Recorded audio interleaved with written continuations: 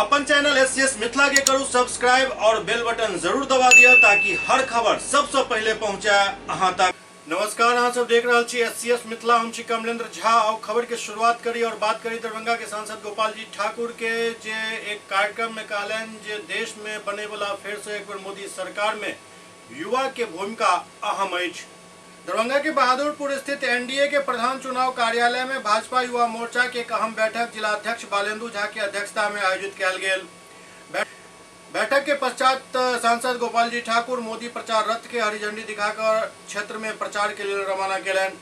बैठक में युवा सबके संबोधित करते सांसद गोपाल जी ठाकुर कहलन जे देश में फिर से एक बेर मोदी जी के स्पष्ट बहुमत के सरकार बनना सुनिश्चित है और एहिमे युवा के भूमिका बहुत ही अहम होय वाला है। ओ कहलन जे मोदी जी देश विदेश तक सब मन से कहे छे जे हमर देश विश्व के सबसे अधिक युवा वाला देश है और हमरा देश के युवा काफी क्षमतावान छे।